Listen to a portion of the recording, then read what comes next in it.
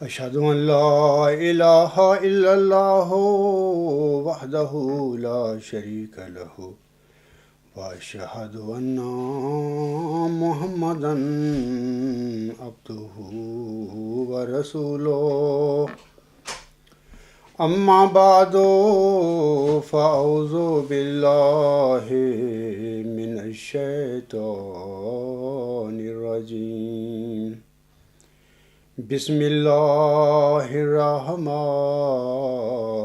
الرحيم الحمد لله رب العالمين الرحمن الرحيم مالك يوم الدين إياك نعبد وإياك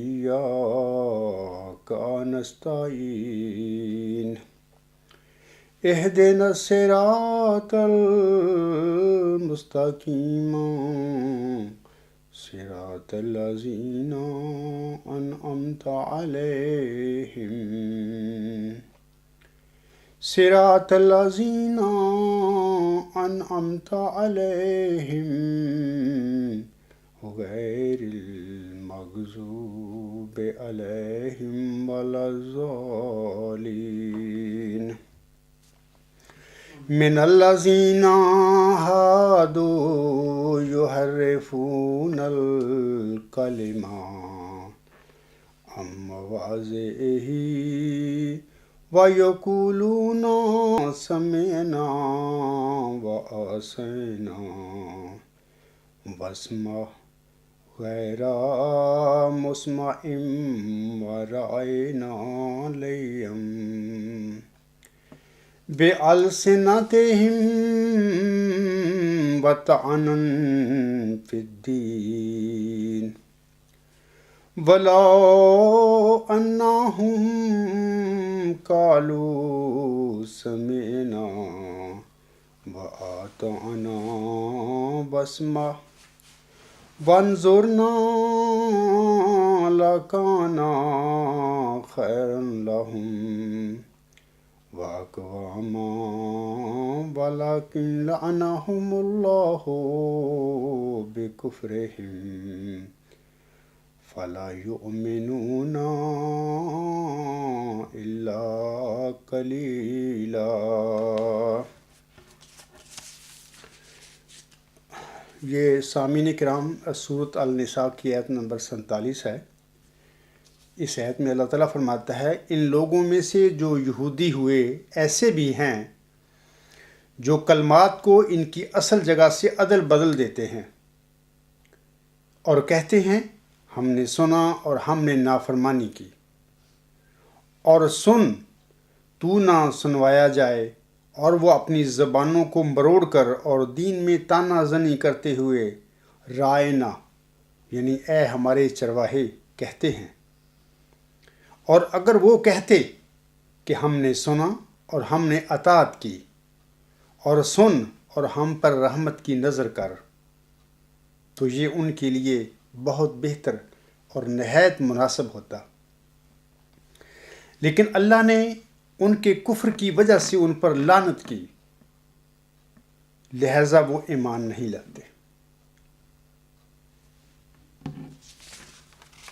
سامعین کرام، میں اس کے بعد آپ لوگوں کے آگے حضرت صلی اللہ علیہ وآلہ وسلم کی 2 احادیث پڑھ کر سناتا ہوں۔ یہ پہلی حدیث حدیقۃ الصالحین کے صفحہ نمبر 854 پر ہے۔ یہ ترمذی کتاب الایمان کی حدیث ہے۔ حضرت عبداللہ بن عمر رضی اللہ تعالی عنہ بیان کرتے ہیں کہ حضرت صلی اللہ علیہ وآلہ وسلم نے فرمایا میری امت پر بھی وہ حالات آئیں گے جو بنی اسرائیل پر آئے تھے، جن میں ایسی مطابقت ہوگی جیسے ایک پاؤں کے جوتے کی دوسرے پاؤں کے جوتے سے ہوتی ہے، یہاں تک کہ اگر ان میں سے کوئی اپنی ماں سے بدکاری کا مرتکب ہوا تو میری امت میں سے بھی کوئی ایسا بدبخت نکل آئے گا۔ بنی اسرائیل 72 فرقوں میں بٹ گئے تھے اور میری امت 73 فرقوں میں بٹ جائے گی، لیکن ایک فرقے کے سوا باقی سب جہنم میں جائیں گے۔ صحابہ رضی اللہ تعالی عنہم نے پوچھا، یہ ناجی فرقہ کون سا ہے؟ تو حضور صلی اللہ علیہ وآلہ وسلم نے فرمایا، وہ فرقہ جو میری اور میرے صحابہ کی سنت پر عمل پیرا ہوگا۔ اسی طرح میں ایک اور حدیث آپ لوگوں کے آگے پڑھ کر سناتا ہوں۔ یہ حدیث بھی حدیقۃ الصالحین صفحہ نمبر 855 اور 856 پر ہے۔ یہ حدیث بخاری کتاب الاحتسام والسنت سے ہے۔ حضرت ابو سعید خدری رضی اللہ تعالی عنہ بیان کرتے ہیں کہ حضرت صلی اللہ علیہ وآلہ وسلم نے فرمایا، تم لوگ اپنے سے پہلی اقوام کے طور طریقوں کی اس طرح پیروی کرو گے کہ سر منہ فرق نہ ہوگا، اس طرح جس طرح ایک بالشت دوسری بالشت کی طرح اور ایک ہاتھ دوسرے ہاتھ کی طرح ہوتا ہے، اور ان میں کوئی فرق نہیں ہوتا، یہاں تک کہ اگر بالفرض وہ کسی گو کے سوراخ میں داخل ہوئے تو تم بھی گو کے سوراخ میں داخل ہونے کی کوشش کرو گے۔ ہم نے عرض کیا حضور صلی اللہ علیہ وآلہ وسلم، آپ کی مراد یہود و نصارہ سے ہے؟ آپ صلی اللہ علیہ وآلہ وسلم نے فرمایا، اور کس سے؟ یعنی مسلمان یہود و نصارہ کی طرح بے غیرت اور اخلاقی اقدار سے دور ہو جائیں گے۔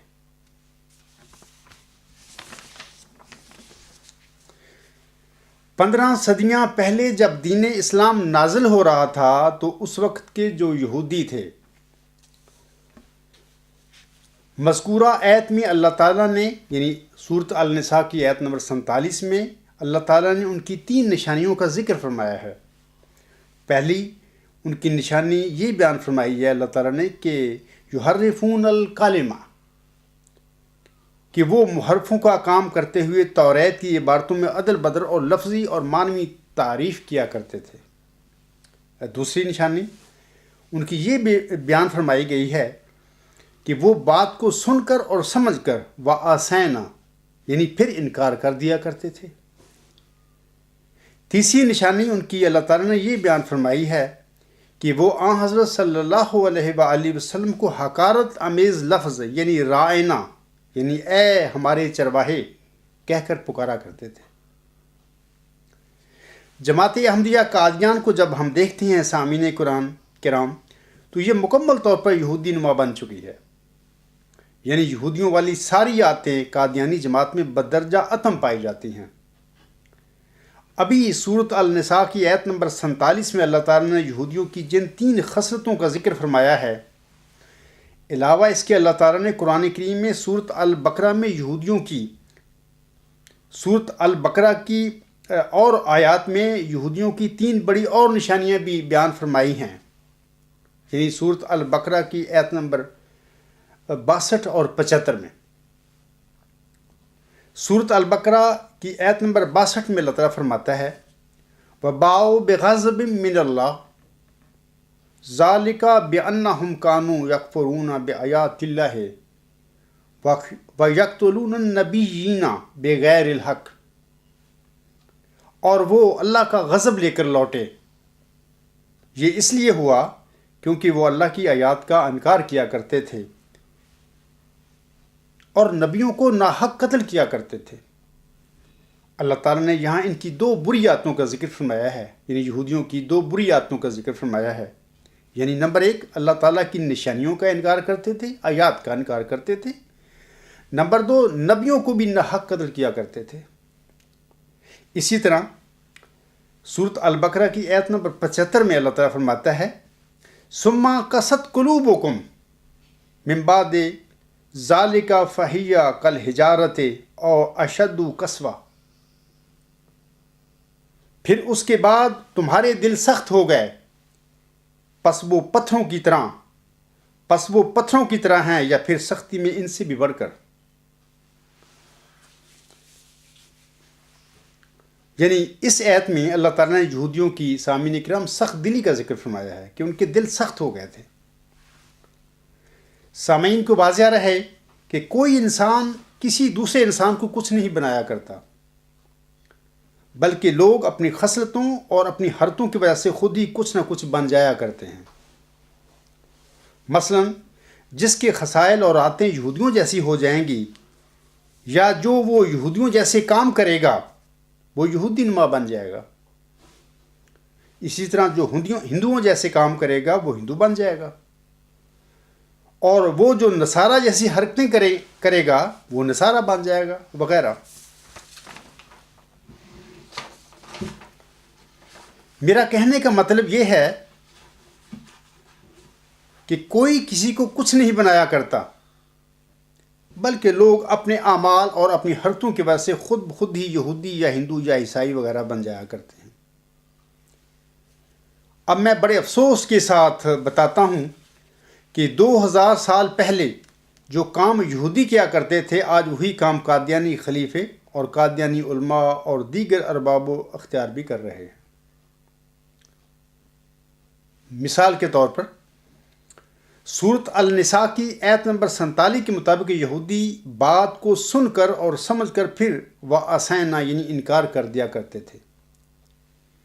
یہی نشانی اس وقت جماعت احمدیہ قادیان میں بدرجہ عدم پائی جاتی ہے۔ اس ضمن میں سامعین کرام الغلام.com پر لیٹر سیکشن میں خاکسار کے تینوں خطوط اور جناب خلیفہ رابع صاحب کے ان کے جوابات پڑھ کر یہ جان سکتے ہیں کہ انہوں نے میری باتوں کو سنا اور سمجھا اور پھر وَأَسَینا یعنی سچائی کا انکار کر دیا۔ سورۃ النساء کی مذکورہ آیت کے مطابق یہودی حضرت صلی اللہ علیہ وآلہ وسلم کو حقارت اور تمسخرانہ انداز میں رعاینا یعنی اے ہمارے چرواہے کہہ کر پکارا کرتے تھے۔ قادیانی خلفاء کا بھی یہی شیوا ہے۔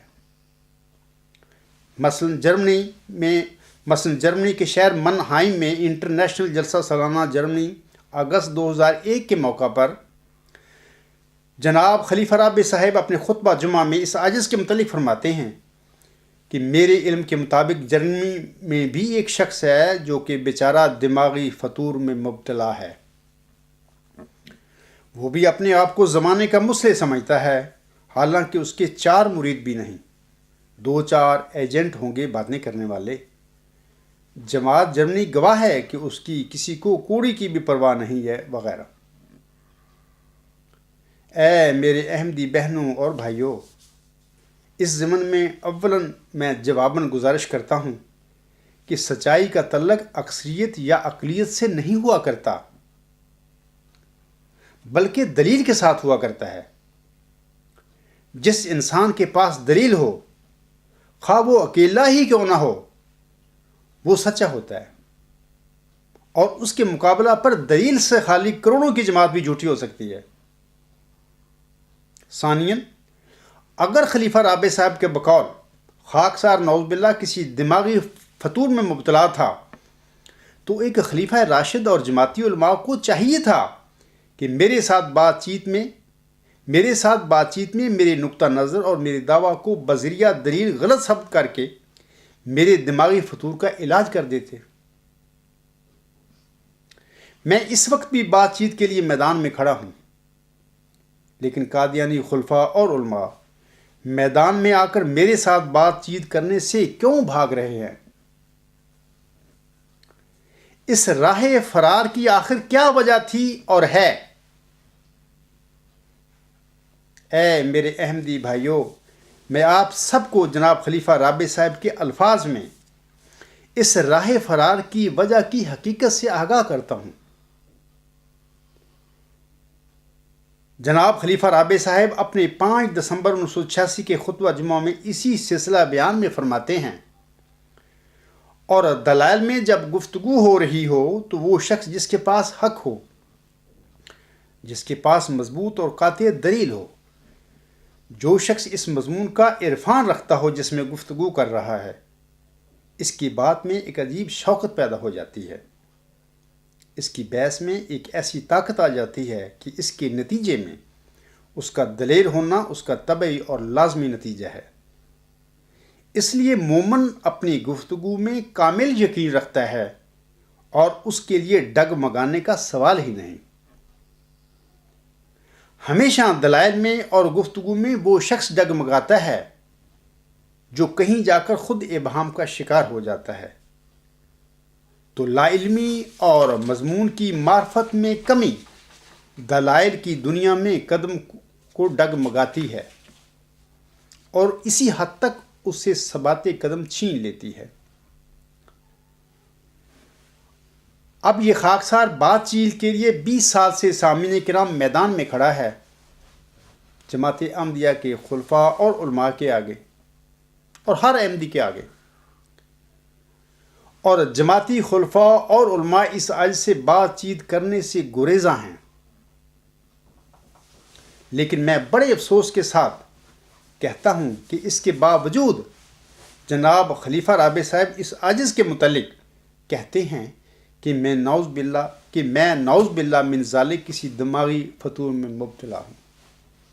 بھاگ یہ رہے ہیں اور میں میدان میں کھڑا ہوں، اس کے باوجود میرے پر یہ وہی رائنا والی بات جو یہودی عاصم کے متعلق کہا کرتے تھے۔ سامعین کرام، میں اس کے جواب میں یہی کہہ سکتا ہوں کہ خرد کا نام جنو رکھ دیا، جنو کا خرد، جو چاہے آپ کا حسن کرشمہ ساز کرے۔ اس وقت چونکہ جماعتی احمدیہ آپ کے قبضہ میں ہے، ان خلیفوں کے کنٹرول کیا ہوا ہے، اس واسطے جب آپ پاگل کو عقل مند کہہ دیں اور عقل مند کو پاگل کہہ دیں، آپ جو چاہیں کرتے پھریں کر سکتے ہیں، کیونکہ اللہ تعالیٰ نے آپ کو طاقت دے کر آزمائش میں ڈالا ہوا ہے اس وقت، اور آپ کو پتہ نہیں کہ آپ کیا حرکتیں کر رہے ہیں۔ اپنی احمدی بہنوں اور بھائیوں سے یہی کہوں گا کہ آپ اس پر سوچیں اور غور کریں۔ آپ سب نے خلیفہ رابع صاحب کی طرح آخر مرنا ہے اور اللہ تعالیٰ کے حضور جواب دینا ہے۔ اگر میری کوئی غلطی ہے، آپ سب کو چاہیے کہ مجھے آگاہ کریں، میں میدان میں کھڑا ہوں۔ یہودیوں کی تیسری اور چوتھی عادت سامعین کرام یہ تھی کہ وہ نہ صرف اللہ تعالیٰ کی آیات کو جھٹلایا کرتے تھے بلکہ نبیوں کو بھی ناحق قتل کیا کرتے تھے۔ آج یہی خصلتیں جماعت احمدیہ قادیان میں بھی پائی جاتی ہیں۔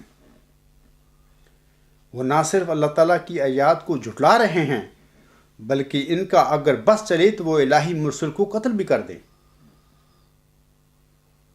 سامعین کرام، اللہ تعالیٰ نے 20 فروری 1886 کی الہامی پیشگوئی میں محمدی مریم حضرت مرزا غلام علیہ السلام کو جس ذکی غلام کی بشارت بخشی تھی، اللہ تعالیٰ نے اس موعود ذکی غلام کی یہ نشانیاں اور آیات بتائی ہوئی ہیں۔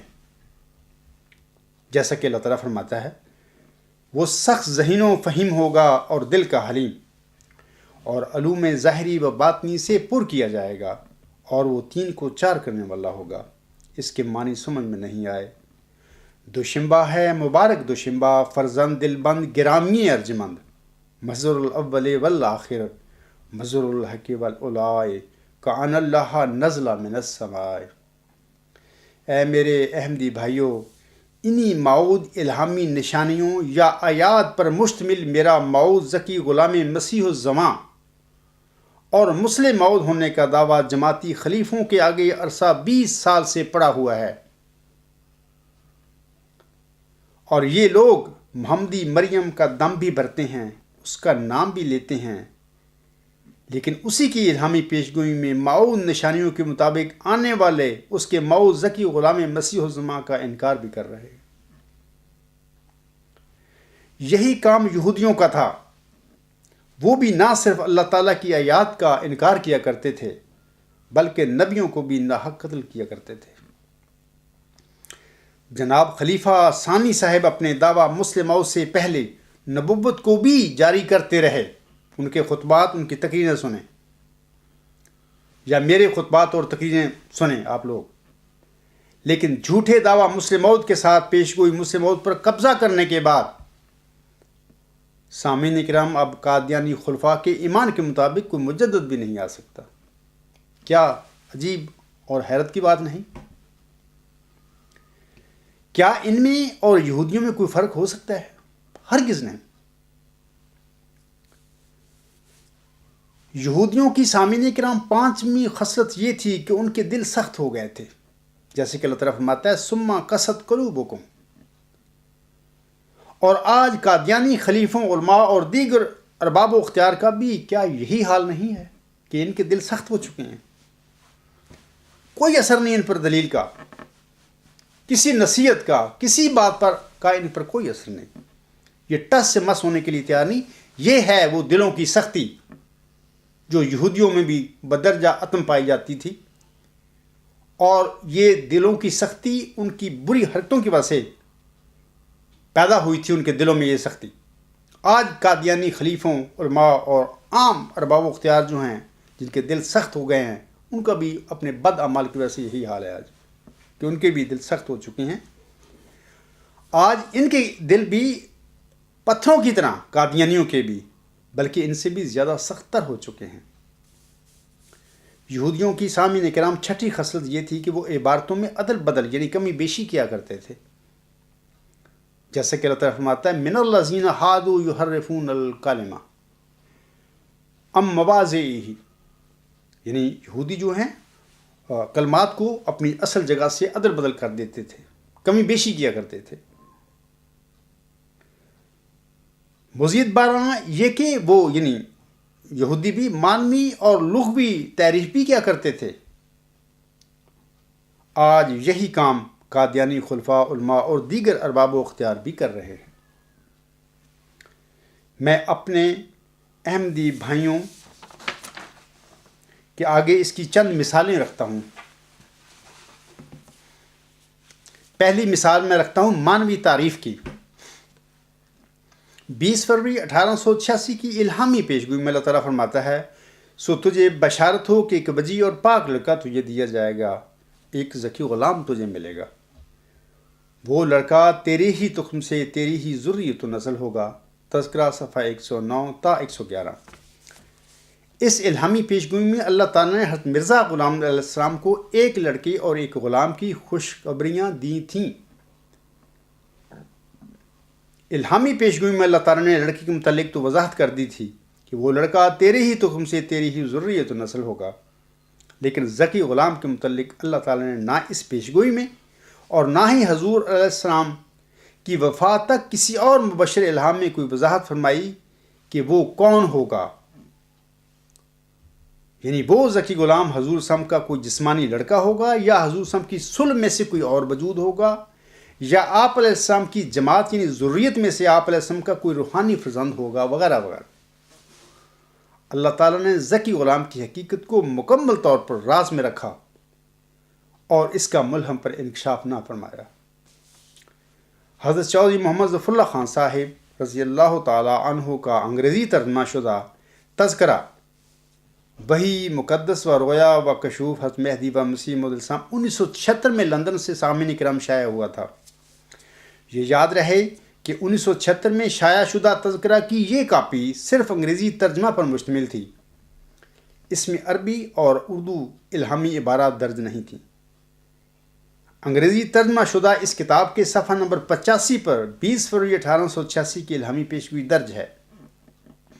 حضرت چودھری صاحب کے انگریزی ترجمہ کی دوبارہ اشاعت 2004 میں کی گئی، لیکن اس بار انگریزی ترجمہ کو عربی اور اردو کی اصل الہامی عبارات کے آگے درج کیا گیا ہے، اور اس طرح ظاہر ہے کہ کتاب کے صفحات تقریباً 2 گنا ہو گئے ہیں۔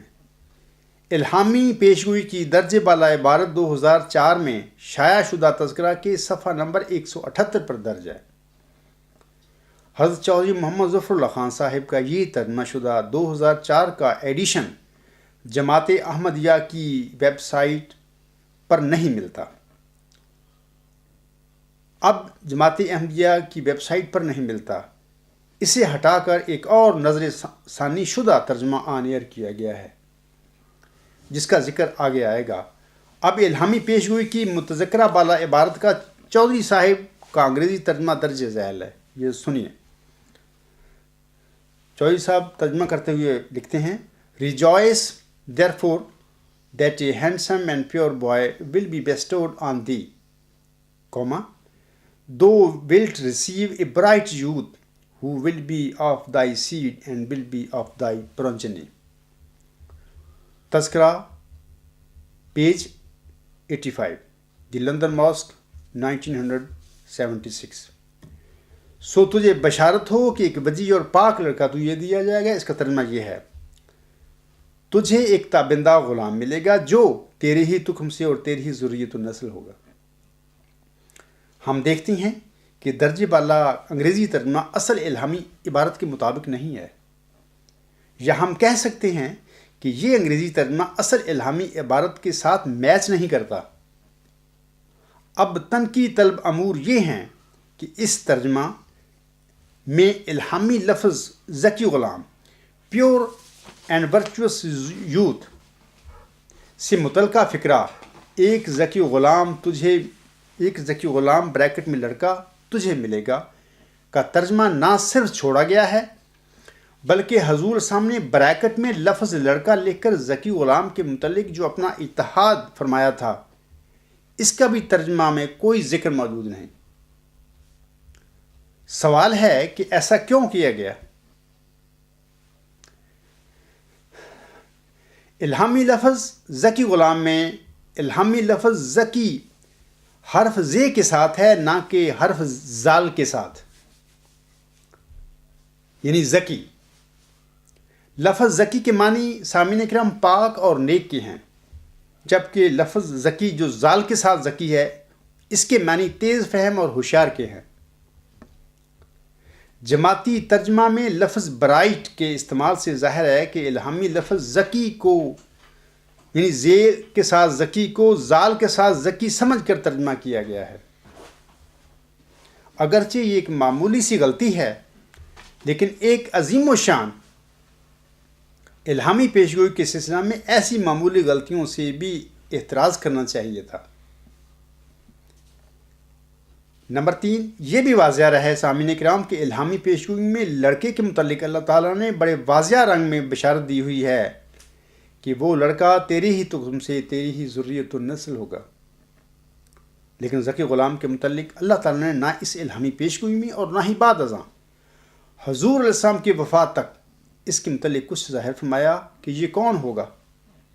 ہاں اس ذکی غلام کے متعلق مبشر الہامات نازل فرما کر اللہ تعالیٰ نے اپنے برگزیدہ بندے پر اتنا ظاہر فرما دیا کہ تیرا یہ ذکی غلام 6-7 نومبر 1907 کے بعد پیدا ہوگا.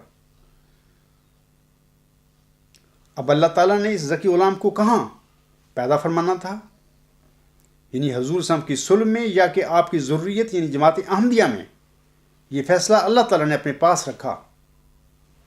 اگرچہ ملہم ذکی غلام کے متعلق یہ خیال کرتا رہا کہ یہ کوئی آپ کا جسمانی لڑکا ہے، لیکن یہ کوئی الہامی بات نہیں تھی بلکہ آپ کا اتحاد تھا.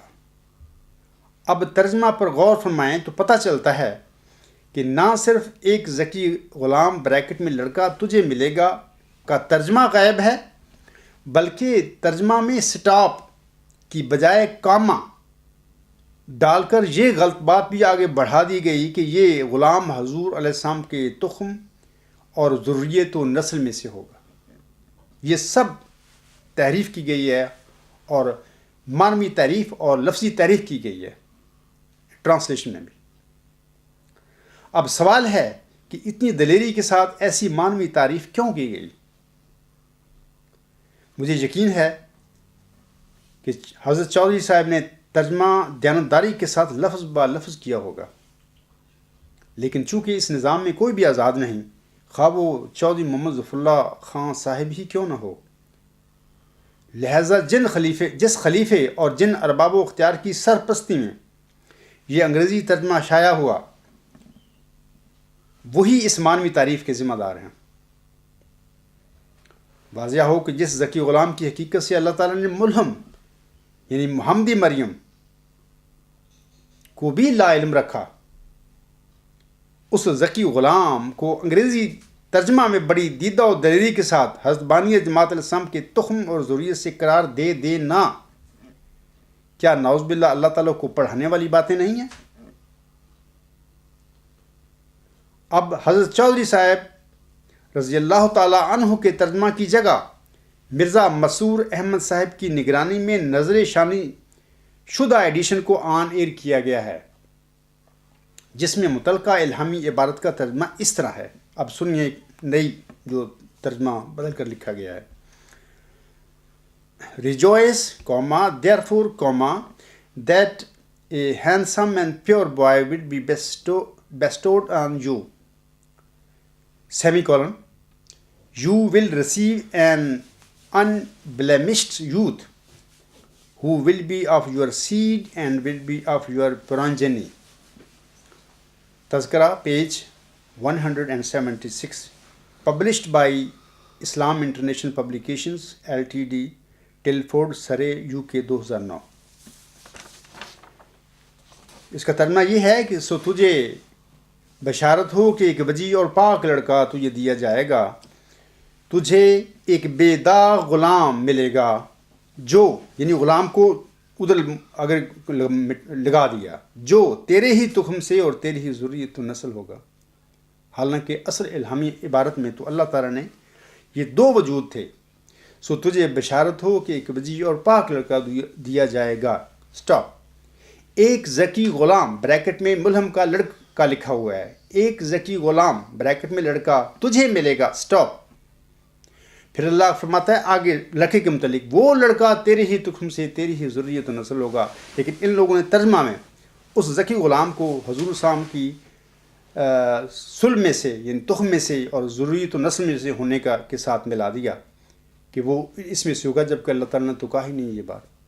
کسی جگہ پہ بھی اللہ تعالیٰ نے ذکی غلام کے متعلق یہ نہیں فرمایا. کوئی بات نہیں. میں چیلنج ہے میرا جماعت احمدیہ کے خلیفوں کو، عالموں کو، کہ ثابت کر دیں کہ ذکی غلام کے متعلق اللہ تعالیٰ نے یہ وعدہ کیا ہو حضرت میرا صاحب السلام سے کہ یہ ذکی غلام میں تیری لڑکوں میں سے پیدا کروں گا یا میں تیری سلم میں سے پیدا کروں گا، میں منہ منگا انعام دوں گا. لیکن تم میں سے کوئی بھی یہ بات ثابت نہیں کر سکتا. اور یہ جو ترجمے کیے جا رہے ہیں سب جھوٹ کا پلندہ ہے. چودھری صاحب کے ترجمہ میں پہلے فکرے یعنی سو تجھے بشارت ہو کہ ایک وجیع اور پاک لڑکا تجھے دیا جائے گا کہ بعد صرف کامہ لگایا گیا تھا. اب نظر ثانی شدہ ترجمہ میں وقف ناقص سیمی کولن لگا کر آگے ذکی کا ترجمہ برائٹ کی بجائے بے داغ ان بلیمشڈ کر کے پھر حسب سابق ذکی غلام کے متعلق مس گائیڈ کیا گیا ہے کہ وہ ذکی غلام تیرے ہی تخم اور تیری ہی ذریت و نسل ہوگا. اس ایڈیشن میں بھی پھر الہامی فکرے ایک ذکی غلام بریکٹ میں لڑکا تجھے ملے گا کا ترجمہ سرے سے مفقود ہے. اب خاکسار ذیل میں پہلے الہامی پیشگوئی کی متعلقہ الہامی عبارت درج کرتا ہے سامعین کرام، اور پھر اس کے نیچے اس کا ترجمہ لکھتا ہے اور قارئین کو دعوت دیتا ہے اور سامعین کو دعوت دیتا ہوں کہ وہ خاکسار کے ترجمے جو میں ترجمہ کر رہا ہوں انگلش میں اور جماعتی ترجموں کا تقابلی موازنہ کر کے اس بات کا فیصلہ خود کر لیں کہ کون سا ترجمہ درست اور الہامی عبارت کے عین مطابق ہے. اللہ تعالیٰ فرماتا ہے سامعین کرام سو تجھے بشارت ہو کہ ایک وجیع اور پاک لڑکا تجھے دیا جائے گا. سٹاپ. ایک ذکی غلام بریکٹ میں لڑکا تجھے ملے گا. سٹاپ. وہ لڑکا تیرے ہی تخم سے تیری ہی ذریت و نسل ہوگا. آگے ساری پیشگوئی چلتی ہے. یہ تذکرہ صفحہ 109 تا 111 پر یہ پیشگوئی ہے. یہ جو میں نے ابھی لفظ پڑھے ہیں فقرے 2-3 ہیں، ان کا ترجمہ سنیے جو میں کرتا ہوں. جو ہے اصل ان کا ترجمہ جو ہے English: Rejoice, therefore, that a handsome and pure boy will be bestowed on you. Stop. You will receive a pure and virtuous youth. Bracket में boy. Stop. That boy will be of thy seed and will be of thy progeny. آگے stop وغیرہ جو آگے الہامی عبارت ہے.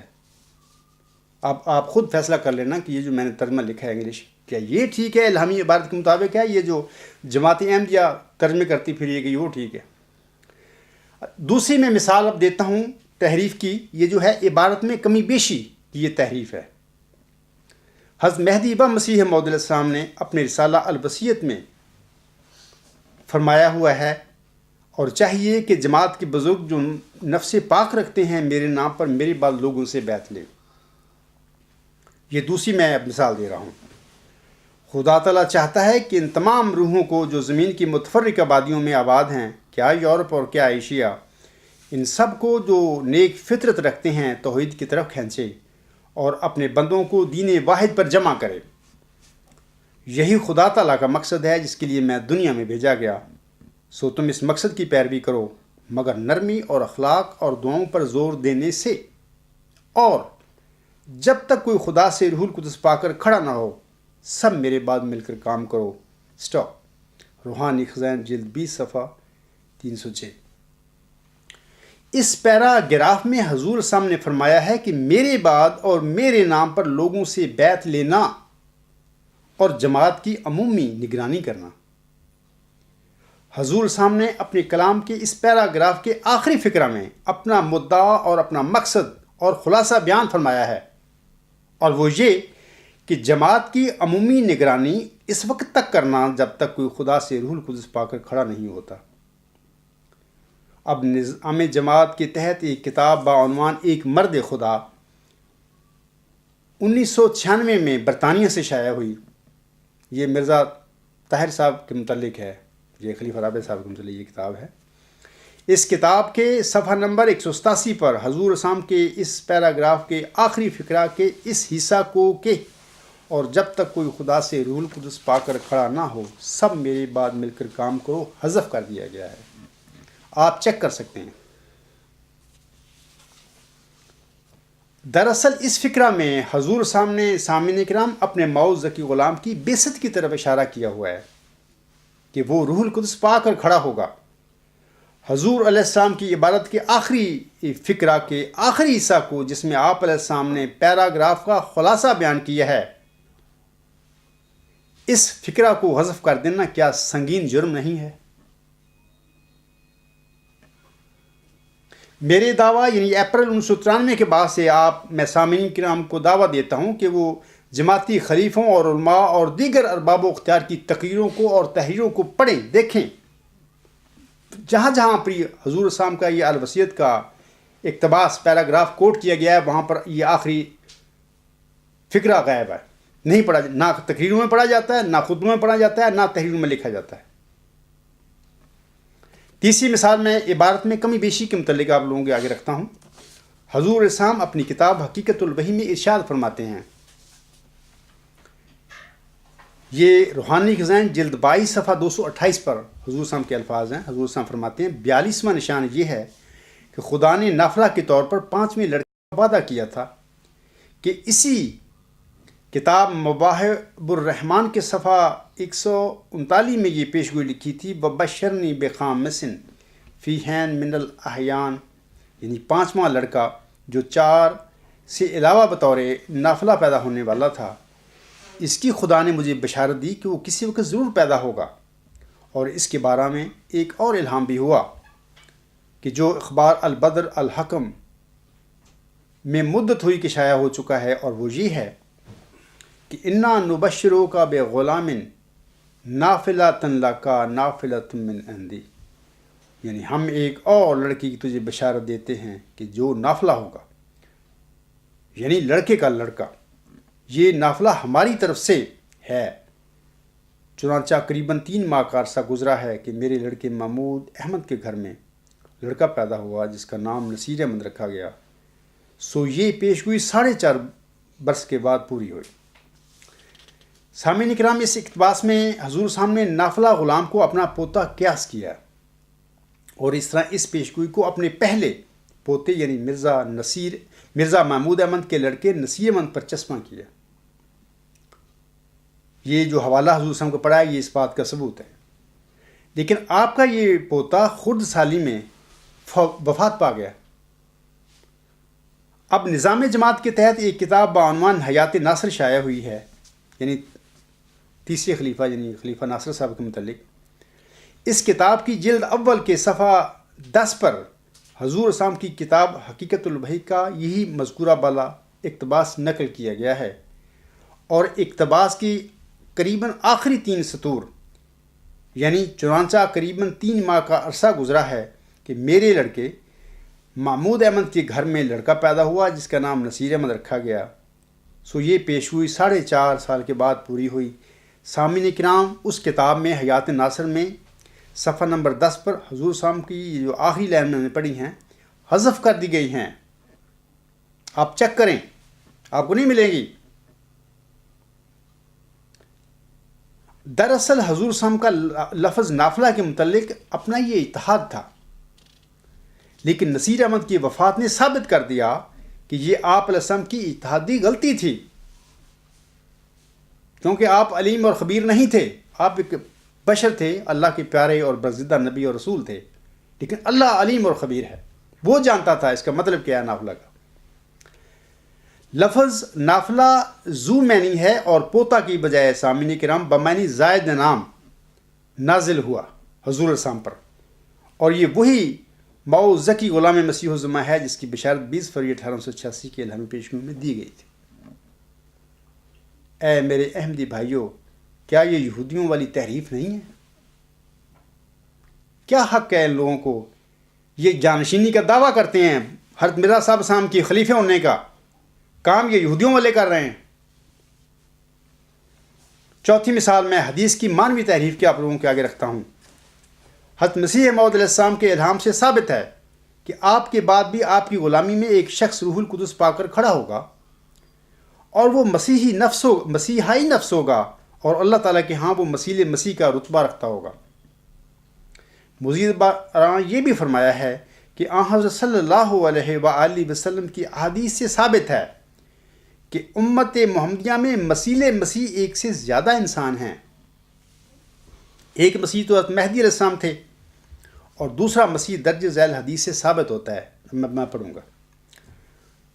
ان ابی ہریرہ رضی اللہ تعالی عنہ قال قال رسول اللہ صلی اللہ علیہ وسلم کیف انتم اذا نزل ابن مریم فیکم و امامکم منکم۔ یہ صحیح مسلم باب نزول عیسیٰ کا بیان صفحہ 262 و صحیح بخاری باب نزول عیسیٰ ابن مریم صفحہ 354 پر یہ حدیث موجود ہے۔ ترجمہ اس کا یہ ہے کہ حضرت ابو ہریرہ رضی اللہ تعالی عنہ سے روایت ہے، رسول اللہ صلی اللہ علیہ وآلہ وسلم نے فرمایا، کیسے ہوگے تم جب ابن مریم نازل ہوگا تم میں اور تمہارا امام تم میں سے ہوگا۔ یعنی حضرت صلی اللہ علیہ وسلم نے حالت بتائی جائے اپنی امت کی کہ تمہارا کیا حال ہوگا۔ حالت تو سمجھ لیں کہ یہ جو میں بیان کر رہا ہوں کہ یہ وہی یہودیوں والی تعریفیں کرتے پھر رہے ہوں گے اس وقت۔ ہم کو پتہ تھا، اسی لیے ہم نے اس حدیث میں فرمایا تمہارا کیا حال ہوگا جب ابن مریم تم میں نازل ہوگا اور تمہارا امام تم میں سے ہوگا۔ یہ حالت آج جو جماعتی احمدیہ قادیان کے خلیفوں اور مولویوں کی ہے یا ارباب و اختیار کی ہے، تعریفیں کرتے پھر رہے ہیں، اس حالت کی طرف ہم نے اس میں اشارہ فرمایا ہوا تمہارا کیا حال ہوگا۔ مقصد یہ ہے، حضور صلی اللہ علیہ وسلم نے فرمایا کہ تمہارا بہت برا حال ہوگا جب ابن مریم تم میں نازل ہوگا اور تمہارا امام تم میں سے ہوگا۔ حضرت صلی اللہ علیہ وآلہ وسلم کی اس حدیث کا ترجمہ سامعین کرام میرے جیسا عربی سے معمولی سوجھ بوجھ رکھنے والا انسان بھی جانتا ہے۔ اب جماعتی علماء کی چلاکی دیکھیں۔ حدیقت الصالحین جماعت احمدیہ قادیان کی ایک مشہور احادیث کی کتاب ہے۔ اس کتاب کے صفحہ نمبر 898 پر حضرت صلی اللہ علیہ وآلہ وسلم کی یہی حدیث درج کی گئی ہے، اور اس حدیث کا جو ترجمہ کیا گیا ہے وہ بھی ملاحظہ فرمائیے۔ لکھا گیا ہے کہ حضرت ابو ہریرہ رضی اللہ تعالی عنہ بیان کرتے ہیں کہ حضرت صلی اللہ علیہ وآلہ وسلم نے فرمایا تمہاری حالت کیسی نازک ہوگی۔ نازک کیا ہے؟ تم تو تعریفیں کرتے پھر رہے ہو۔ تمہاری حالت کیسی نازک ہوگی جب ابن مریم یعنی مسیح مبعوث ہوگا۔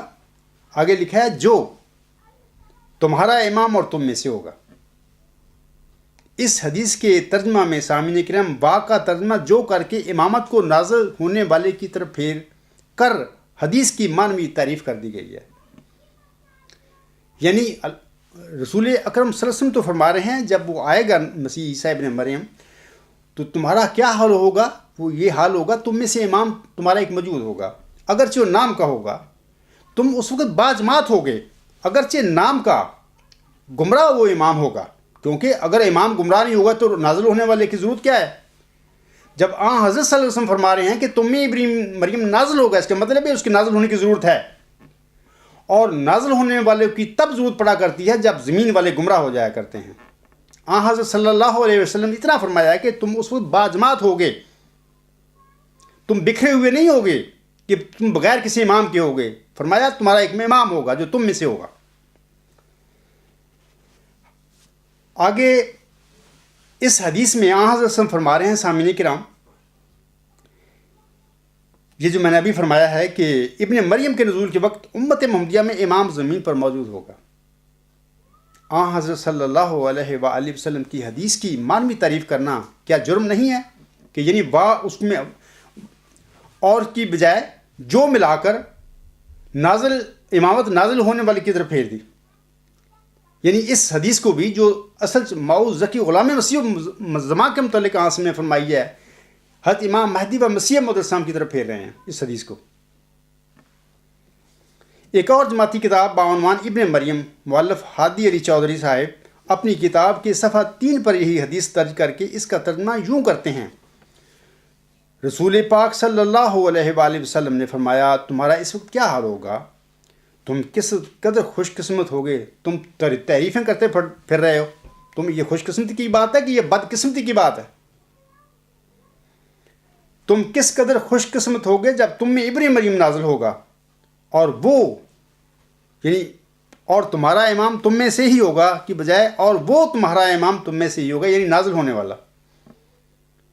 یعنی یہ اس ترجمے میں بھی اس حدیث کو جو غلام مسیح الزماں کے متعلق ہم نے فرمائی ہے، اس حدیث کو بھی حضرت امام مہدی و مسیح موعود السلام کی طرف پھیر دیا، یہ پھیر رہے ہیں۔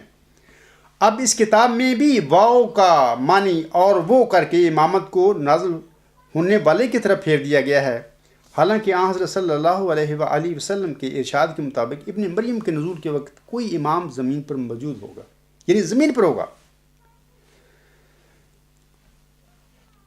اچھا، یہاں پر ایک سوال پیدا ہوتا ہے کہ امام کے ہوتے ہوئے کسی غلام کی کیا ضرورت تھی؟ کسی احمدی کے دماغ میں یہ بات آ جا سکتی ہے، سوال پیدا ہو سکتا ہے قادیانی کے ذہن میں کہ امام کے ہوتے ہوئے کسی غلام کی کیا ضرورت ہو سکتی ہے؟ تو اس سوال کا جواب میری کتاب غلام مسیح الزماں کے صفحہ نمبر 158 پر موجود ہے۔ ویسے بیسیکلی یہ سوال تو آنسم پر ہو سکتا ہے کہ انہوں نے یہ فرمایا ہے، میں تو نہیں کہہ رہا، میری حدیث تو نہیں ہے، آنسم نے فرمایا ہے۔ یاد رکھو، آنسم نے جو فرمایا سچ فرمایا ہے۔ تم لوگ غلطیاں کر سکتے ہو، تم اپنے نفسوں کی پیروی کر سکتے ہو، لیکن محمد عربی وسلم وہ جو صادق اور امین تھا وہ غلط بات نہیں کر سکتا۔ انہوں نے جو کچھ کہا سچ کہا۔ اور یہ سوال آپ کو چاہیے کہ اگر آپ کسی قادیانی کے ذہن میں اٹھے تو وہ آنسم سے کرے، تو آنسم اس کو جواب دیں گے۔ میں پھر عرض کرتا ہوں کہ حضرت صلی اللہ علیہ وآلہ وسلم کے کلام کی معنوی تعریف کرنا کہ کیا یہودیانہ یہ فعل نہیں ہے؟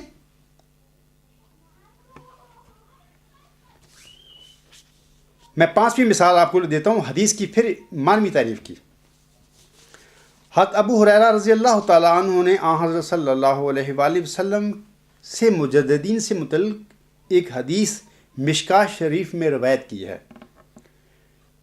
یہ حدیث اور اس کا ترجمہ اس طرح ہے: ان ابی ہریرہ رضی اللہ تعالیٰ عنہ فیما عالم ان رسول اللہ صلی اللہ وسلم ان اللہ یبعث لہذہ الامت علی راس کل مئۃ سنۃ من یجدد لہا دینہا، رواہ ابو داؤد۔ ابو ہریرہ رضی اللہ تعالیٰ عنہ سے روایت ہے، کہا جو میں جانتا ہوں رسول اللہ صلی اللہ علیہ وآلہ وسلم سے کہ فرمایا اللہ عز و جل اس امت کے لیے ہر 100 برس کے بعد ایک آدمی بھیجتا ہے جو اس کے لیے اس کا دین تازہ کرتا ہے۔ روایت کیا اس کو ابو داؤد نے۔ مشکاہ شریف جلد 1 صفحہ 71 پر یہ حدیث موجود ہے۔ یہ جو من ترجمہ پڑھا ہے اس وقت، یہ غیر از جماعت علماء جو ہیں ان کا یہ ترجمہ ہے کیا ہوا۔ حضرت مہدی و مسیح موعود السلام اسی حدیث کا ذکر کرتے ہوئے لکھتے ہیں، قال رسول اللہ صلی اللہ علیہ وسلم ان اللہ یبعث لہذہ الامت علی راس کل مئۃ سنۃ من یجدد لہا دینہا، رواہ ابو داؤد۔ یعنی خدا ہر ایک صدی کے سر پر اس امت کے لیے ایک شخص مبعوث فرمائے گا جو اس کے لیے دین کو تازہ کرے گا۔ حقیقت الوحی روحانی خزائن جلد 22 صفحہ 200۔ اب مجددین سے متعلقہ اس حدیث کا ترجمہ کرتے ہوئے سامعین کرام جماعت کے ایک حافظ قرآن مولوی اپنی کتاب میں لکھتے ہیں، ان ابی ہریرہ رضی اللہ تعالی عنہ فیما عالم عن رسول اللہ صلی اللہ قال ان اللہ یبعث لہذہ الامت علی راس کل مئۃ سنۃ من یجدد لها دینها رواہ ابو داؤد و کتاب الملاحم باب ما یذکر فی قرن المئۃ۔ ترجمہ، یہ ان کے الفاظ ہیں ان کے حوالے کے۔ حضرت ابو ہریرہ رضی اللہ تعالیٰ عنہ سے روایت ہے کہ رسول خدا صلی اللہ علیہ وآلہ وسلم نے فرمایا کہ اللہ تعالیٰ اس امت کے لیے ہر صدی کے سر پر ایسے لوگ کھڑے کرتا رہے گا جو اس امت کی تجدید کرتے رہیں گے۔ مسیح اور مہدی علیہ السلام حضرت محمد رسول اللہ صلی اللہ علیہ وآلہ وسلم کی نظر میں صفحہ 45، مصنف حافظ مظفر احمد، اسلام انٹرنیشنل پبلیکیشن لمیٹڈ۔ اب رسول اللہ صلی اللہ علیہ وآلہ وسلم کی سامعین کرام اس حدیث کا جو ترجمہ حضرت مہدی و مسیح موعود علیہ السلام نے کیا ہے، ایک جگہ نہیں کئی جگہ پر اپنی کتابوں میں، وہی ترجمہ غیر از جماعت علماء بھی کر رہے ہیں جو آپ علیہ السلام کے مخالفین تھے، جیسا کہ مشکاۃ شریف کی درجے بالا جو ترجمہ ابھی میں نے پڑھا ہے اس سے ظاہر ہے۔ اور ان دونوں ترجموں میں صیغہ واحد استعمال ہوا ہے، یعنی یہ کہ ہر صدی کے سر پر اللہ تعالیٰ ایک آدمی یا ایک شخص تجدید دین کے لیے کھڑا کرے گا۔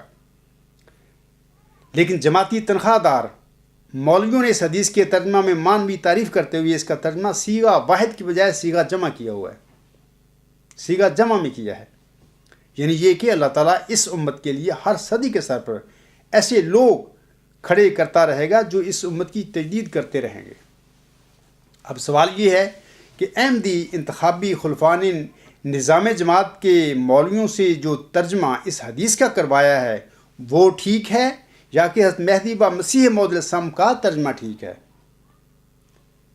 میرا ہر احمدی سے یہ سوال ہے کہ کیا اب جماعتی خلفاء نے اپنے تنخواہ دار مولویوں سے حضرت مہدی و مسیح موعود علیہ السلام کے ترجمہ کی نعوذ باللہ تصحیح کروائی ہے، یا کہ اپنی نامناد خلافت کو سہارا دینے اور اسے پختہ کرنے اور اسے اہم بنانے کے لیے حدیث کی مانوی تعریف کروائی ہے؟ افراد جماعت خود اس کا فیصلہ کریں، یہ کیا ہو رہا ہے یا کیا اب تک ہو چکا ہے جماعت احمدیہ میں۔ یہ لوگ جو کہتے ہیں کہ ہم خدا کے بنائے ہوئے خلیفے ہیں، یہ ان کے کارنامے ہیں، ان خدا کے خلیفے، خدا کے بنائے ہوئے نعوذ باللہ خلیفوں کے، یہ کارنامے ہیں ان کے۔ چھٹی مثال جو میں اب دینے لگا ہوں یہ حوالے میں کمی بیشی کی ہے۔ صاحبزادہ پیر سراج الحق صاحب لکھتے ہیں کہ ایک دفعہ حضرت مسیح موعود نے فرمایا، خدا نے مجھے خبر دی ہے کہ ہمارے سلسلہ میں بھی سخت تفرقہ پڑے گا اور فتنہ و انداز اور ہوا و حسف کے بندے جدا ہو جائیں گے، پھر خدا تعالیٰ اس تفرقہ کو مٹا دے گا، باقی جو کٹنے کے لائق اور راستی سے تعلق نہیں رکھتے اور فتنہ پرواز ہیں وہ کٹ جائیں گے، اور دنیا میں ایک حشر برپا ہوگا، وہ اول الحشر ہوگا، اور تمام بادشاہ آپس میں ایک دوسرے پر چڑھائی کریں گے، اور ایسا کشت و خون ہوگا کہ زمین خون سے بھر جائے گی، اور ہر ایک بادشاہ کی رعایا بھی آپس میں خوفناک لڑائی کرے گی، ایک عالمگیر تباہی آوے گی، اور اس تمام واقعات کا مرکز ملک شام ہوگا۔ صاحبزادہ صاحب، اس وقت میرا لڑکا موعود ہوگا، خدا نے اس کے ساتھ ان حالات کو مقدر کر رکھا ہے۔ ان واقعات کے بعد ہمارے سلسلہ کو ترقی ہوگی اور سلاطین ہمارے سلسلہ میں داخل ہوں گے، تم اس موعود کو پہچان لینا۔ یہ تذکرہ صفحہ 679 پہ الفاظ ہیں، یہ قادیانی جماعت کا تذکرہ ہے، اس کی میں صفحہ کی بات کر رہا ہوں، اور تذکرۃ المہدی صفحہ 274 پر جناب پیر سراج الحق صاحب کا یہ الفاظ لکھے ہوئے موجود ہیں۔ اب نظام جماعت کے تحت ایک سابق مبلغ جناب فضل الہی صاحب انوری نے ایک کتابچہ بعنوان عالمی تغیرات قادیان سے شائع کروایا ہے۔ اس کتابچہ کے صفحہ 39 پر آپ لکھتے ہیں، یعنی فضل انوری صاحب لکھتے ہیں، یہ امر خاص طور پر قابل ذکر ہے کہ تیسری جنگ کی ایک اور بہت بڑی علامت حضرت بانی سلسلہ نے یہ بیان فرمائی کہ اس کا مرکز ملک شام ہوگا۔ جیسا کہ آپ علیہ السلام فرماتے ہیں، خدا نے مجھے خبر دی ہے کہ اگلی عبارت چھوڑ دی، دنیا میں ایک حشر برپا ہوگا، وہ اول الحشر ہوگا، اور تمام بادشاہ آپس میں ایک دوسرے پر چڑھائی کریں گے، اور ایسا کچھ تو خون ہوگا کہ زمین خون سے بھر جائے گی، اور ہر ایک بادشاہ کی رعایا بھی آپس میں خوفناک لڑائی کرے گی، ایک عالمگیر تباہی آئے گی، اور اس تمام واقعات کا مرکز ملک شام ہوگا۔ آگے اس نے سٹاپ کر دیا، اگلی تحریر نہیں پڑھی، وہ نہیں لکھی اس اپنے رسالے اور کتابچے میں۔ اب یہ صاحب زادہ پیر سراج الحق کی کتاب تذکرۃ المہدی کا وہی حوالہ ہے جس کا اندراج درج بالائی میں ابھی میں پڑھ چکا ہوں، سطور میں ہو چکا ہے، اور جس کے آخر میں حضرت مہدی و مسیح موعود کے فرمان کا جو لب لباب تھا، یعنی خدا نے مجھے خبر دی ہے کہ آگے یہ جو اب میں پڑھوں گا 2 لائنیں وہ چھوڑ دی ہیں فضل الہی انوری صاحب نے، کہ ہمارے سلسلہ میں بھی سخت تفرقہ پڑے گا، اور فتنہ انداز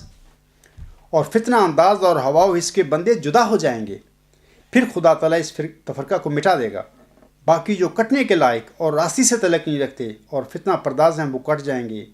یہ الفاظ اس نے حوالہ میں نہیں لکھے فضل الہی انوری صاحب نے، آگے لکھتے ہیں آگے، اور دنیا میں ایک حشر برپا ہوگا، وہ اول الحشر ہوگا، اور تمام بادشاہ آپس میں ایک دوسرے پر چڑھائی کریں گے، اور ایسا کچھ تو خون ہوگا کہ زمین خون سے بھر جائے گی، اور ایک بادشاہ کی رعایا بھی آپس میں خوفناک لڑائی کرے گی، ایک عالمگیر تباہی آئے گی، اور اس تمام واقعات کا مرکز ملک شام ہوگا۔ یہاں پر جناب فضل الہی انوری صاحب نے اپنا حوالہ اقتباس بند کر دیا، جبکہ اصل خلاصہ جو ہے، جیسے کہ اور جب تک کوئی خدا سے روح القدس پا کر کھڑا نہ ہو، جیسے کہ جماعتی خلیفے علماء اور باقی ارباب و اختیار وہ نہیں نہ پڑھتے، وہ چھوڑ دیتے ہیں فکرہ کا۔ جناب فضل الہی انوری صاحب نے بھی اپنی جو ان کا کتابچہ ہے اس کے پہلے یہ الفاظ درج کیے ہیں پیر سراج الحق کے تذکرہ سے لے کر آخری جو خلاصہ حضور سامنے فرمایا وہ حذف کر دیا، اس نے نہیں درج کیا۔ مثلا حضور فرماتے ہیں، صاحبزادہ صاحب اس وقت میرا لڑکا ماؤد ہوگا، خدا نے اس کے ساتھ ان حالات کو مقدر کر رکھا ہے۔ یہ تو بڑی عظیم و شان پیشگوئی حضور سامنے فرمائی ہے، اپنے ماؤد جو لڑکا ہے ان کا روحانی فرزند ہے، اس کے متعلق اس کی پہچان کے لیے حضور صاحب فرماتے ہیں ان واقعات کے بعد ہماری سلسلہ کو ترقی ہوگی اور سلاطین ہمارے سلسلہ میں داخل ہوں گے، تم اس ماؤد کو پہچان لینا۔ یعنی حضور صاحب محمدی مریم مرزا غلام صاحب اس شام کے بحران کو اپنے ماؤد جو روحانی فرزند ہے اس کی صداقت کے ساتھ منسلک کرتے ہیں کہ جب یہ واقعہ ہوگا تو وہ ہوگا۔ تو جناب جماعتی علماء جو ہیں یہ کس طریقے سے یعنی تحریروں میں توڑ مروڑ کرتے ہیں، کمی بیشی کرتے ہیں، عدل بدل کرتے ہیں، تو اللہ تعالیٰ ان پر رحم کرے۔ یہ سب کچھ کیا یہودیوں والی باتیں نہیں کر رہے؟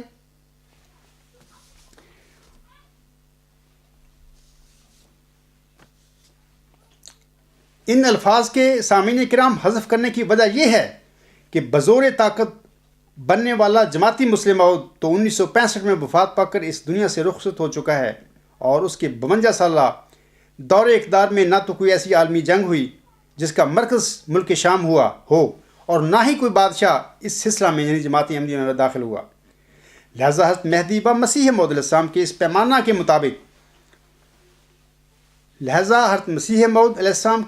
اسی پیمانہ کے مطابق بھی خلیفہ ثانی صاحب کا دعویٰ مسلم موعود قطعی طور پر جھوٹا ہے۔ اب ایسے حالات پیدا ہو رہے ہیں کہ تیسری عالمی جنگ شروع ہو جائے اور اس کا مرکز بھی ملک شام بن جائے۔ اس طرح اس وقت جو بھی مسلم موعود کا دعوے دار ہوگا، جو بھی موعود ذکی غلام مسیح الزماں ہونے کا دعوے دار ہوگا، وہی حضور صاحب کا فرزند قرار پائے گا۔ تاریخی عبارات میں کمی بیشی کرنا کیا یہ یہودیانہ افعال نہیں ہے؟ اور ان جرائم اور مظالم کا سلسلہ جماعت احمدیہ میں ہنوز جاری ہے۔ فتدبروا ایھا العاقلون۔ یہ جو میں نے 6 مثالیں بیان کی ہیں اوپر اب پڑھی ہیں میں نے آپ کو، خواہ یہ لفظی گڑبڑ ہے یا مانوی تحریف کی شکل میں، ان جگہوں پر حضور صاحب کے موعود ذکی غلام کا ہی ذکر ملتا ہے۔ جماعتی خلفاء اور علماء نے ایسی کوششیں کیا موعود ذکی غلام مسیح الزماں کا نام و نشان مٹانے کے لیے نہیں کی ہیں؟ حالانکہ جس کو خدا تعالیٰ زندہ رکھے اسے بھلا کون مٹا سکتا ہے؟ 2000 साल قبل موسوی مریم کے بیٹے کے ساتھ بھی یہودیوں نے یہی کچھ کیا تھا، اور آج محمدی مریم کے روحانی فرزند کے ساتھ بھی قادیانی خلیفے اور علماء اور ارباب و اختیار وہی سلوک کر رہے ہیں۔ سیاست میں سامعین کرام دھاندلیاں ہوتی رہتی ہیں اور یہ کوئی بڑی بات نہیں، لیکن مذہب میں دھاندلی کرنا تو اللہ تعالیٰ کو بہت ناپسند ہے۔ حضرت مہدی و مسیح موعود علیہ السلام روحانی خزائن جلد 8 صفحہ 79 پر تحریر فرماتے ہیں، یہ عربی عبارت ہے حضور السلام کی، میں اس کا ترجمہ پڑھ کر سناتا ہوں آپ لوگوں کو۔ اور تجھے معلوم ہو کہ ظلم کی حقیقت یہ ہے کہ ایک شے اپنے موقع سے اٹھا کر عمدن غیر محل پر رکھی جائے تا راہ چھپ جائے اور استفادہ کا طریق بند ہو جاوے اور چلنے والوں پر بات ملتبس ہو جاوے۔ پس ظالم اس کو کہیں گے جو محرفوں کا کام کرے اور خیانت پیشہ لوگوں کی طرح عبارتوں کو بدلا دے اور جرت کر کے کم کی جگہ زیادہ اور زیادہ کی جگہ کم کر دے، کیا کیفیت کی روح سے اور کیا کمیت کی روح سے، اور محض ظلم اور جھوٹ کی راہ سے کلموں کے ایک معنی سے دوسرے معنوں کی طرف لے جاوے، حالانکہ اس کے فعل کے لیے کوئی قرینہ مددگار نہ ہو، اور پھر اس بنا پر دھوکہ دینے والوں کی طرح لوگوں کو اپنی مفتریات کی طرف بلانا شروع کرے، اور دجالیت کے معنی بجز اس کے کچھ نہیں۔ بس جو شخص فکر کر سکتا ہے اس میں فکر کرے۔ حضرت مسیح ناصری علیہ السلام فرماتے ہیں، سامعین کرام سنیے، آپ فرماتے ہیں مرکز باب 12 آیات 1 تا 10 میں پڑھنے لگا ہوں اب۔ آپ علیہ السلام فرماتے ہیں، پھر وہ ان سے تمثیلوں میں باتیں کرنے لگا کہ ایک شخص نے پاکستان لگایا اور اس کے چاروں طرف احاطہ گھیرا اور حوض کھودا اور برج بنایا اور اسے باغبانوں کو ٹھیکے پر دے کر پردیس چلا گیا۔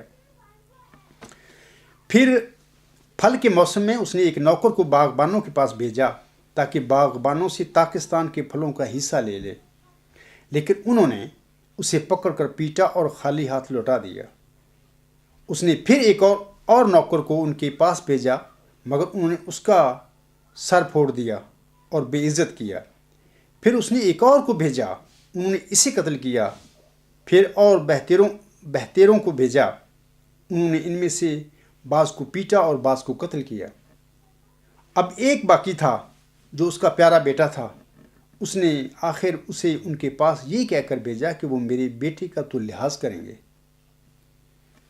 لیکن ان باغبانوں نے آپس میں کہا، یہی وارث ہے، آؤ اسے قتل کر ڈالیں، میراث ہماری ہو جائے گی۔ پس انہوں نے اسے پکڑ کر قتل کیا اور پاکستان کے باہر پھینک دیا۔ اب پاکستان کا مالک کیا کرے گا؟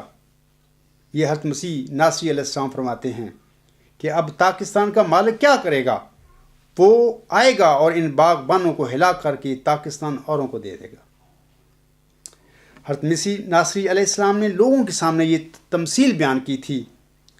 بعد ازاں سخت دل یہودیوں نے اس غریب اور معصوم انسان کو مارا پیٹا اور صلیب دلوانے کی کوشش کی، اور اس طرح اس تمثیل کا مضمون آپ کی ذات کے ساتھ پورا ہوا۔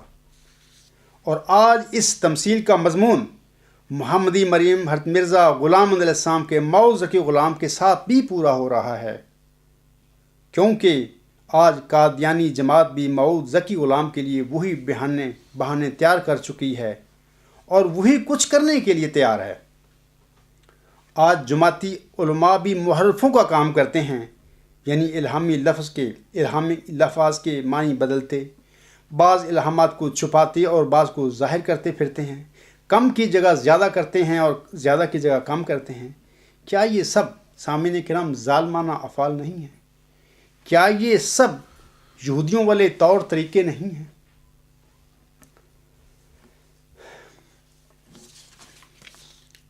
اب آخر پہ الفجر روزنامہ ربا صفحہ نمبر 1 پر ایڈیٹر صاحب جناب مرزا مسرور احمد کے 13 ستمبر 2013 کے خطبہ جمعہ کا حوالہ دیتے ہوئے لکھتے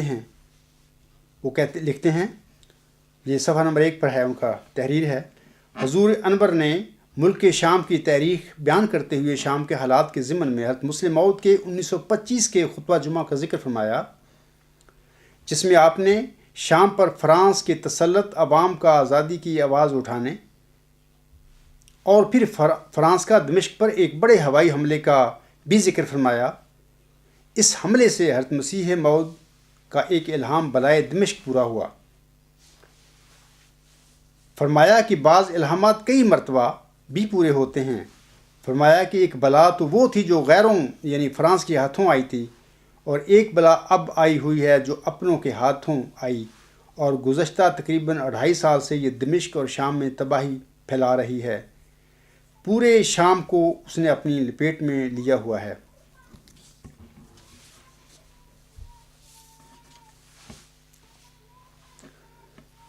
سامعین کرام، حضرت مہدی و مسیح موعود علیہ السلام کو 9 اپریل 1907 کو الہام ہوا تھا بلائے دمشق۔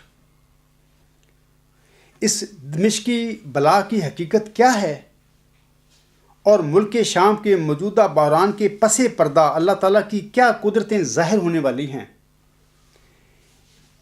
وقت کی قلت کی وجہ سے میں آج کی خطبہ جمعہ میں اس پر روشنی نہیں ڈال سکتا۔ انشاءاللہ تعالیٰ کسی آئندہ خطبہ جمعہ میں ان حقائق پر روشنی ڈالوں گا،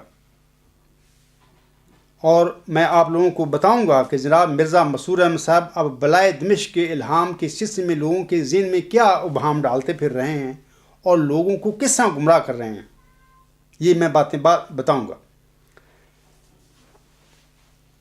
اے میرے احمدی بہنوں، بھائیوں اور بزرگوں، میں صادق ہوں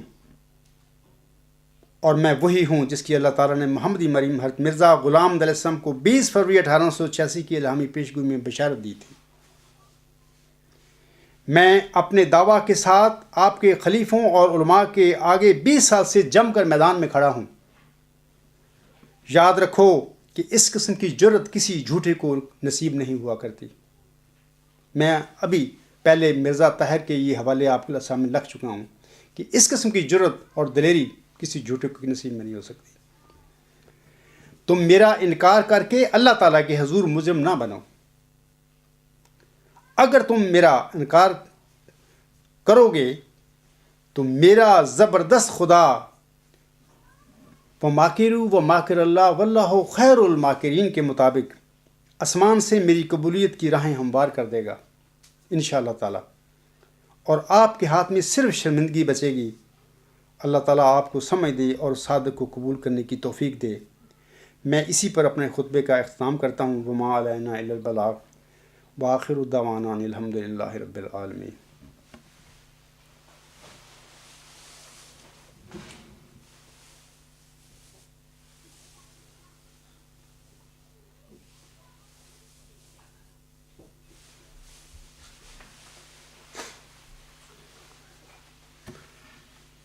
الحمد للہ نحمدہ ونستعینہ ونستغفرہ ونؤمن بہ ونتوکل علیہ ونعوذ باللہ من شرور انفسنا ومن سیئات اعمالنا، من یہدہ اللہ فلا مضل لہ ومن یضللہ فلا ہادی لہ، ونشهد أن لا إله إلا الله ونشهد أن محمدا عبده ورسوله۔